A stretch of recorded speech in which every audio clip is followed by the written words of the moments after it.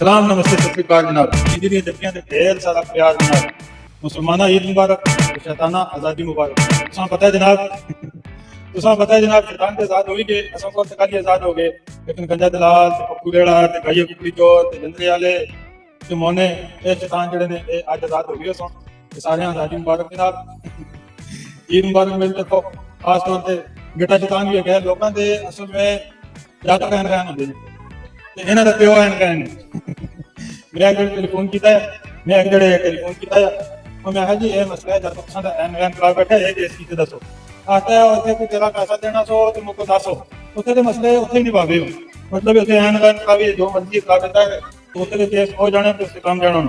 तो जनाब गल में करो ही आसा लोगों के जातो कहन कहन होंगे ने इन्हां दा प्यो हैन कहन ये जनाब को मगर तो एन वैन करा के दस्या ते असली गले आन पे आओ ते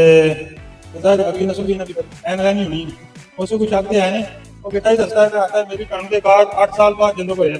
तो पता बाद लग्या कि कुड़िया उस तो बाहर होंदा है ते उसने गुआंढी को करदा होंदा है पीरे किसे कोल अगली गल तुसां पता है सारी गल्लां जनाब खोल के दसां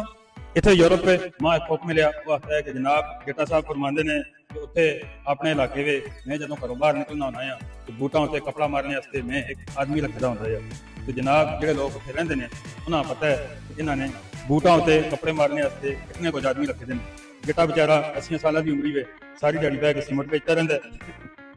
उस तो इलावा मैं सुनिया अपने कन्नां नाल सुनिया कि गेटा साहब फरमांदा है कि जनाब माड़े अबे ते आधारीपुर खरीद के दे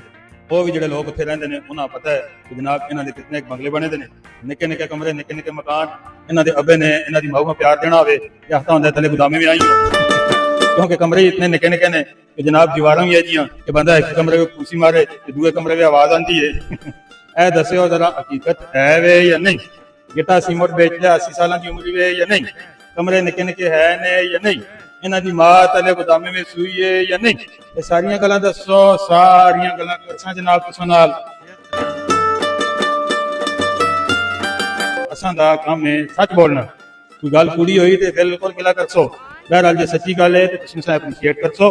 ते जनाब असां दा चैनल अगे शेयर करसो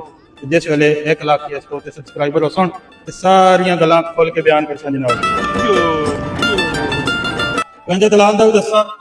कि जनाब लोग एनजीओ उस वेले खोलदे ने जिस वेले लोगों को खैरात देने वास्ते पैसे होंदे ने एनजीओ एक खैराती इदारा है जिसने जनाब उस वेले एनजीओ खोली कि जिस वेले इसको खाने जोगा कुछ नहीं है जनानियां पठानों को भेज छोड़ता है नौ जदों पालने वास्ते जनाब इसने एनजीओ खोल की खैरात दे पैसे खाने वास्ते सारियां गल्लां करसां जनाब जंदरे वाले दस्सां उर्दू का मुहावरा है आपके होंदे ने हलाल में बरकत हराम में बरकत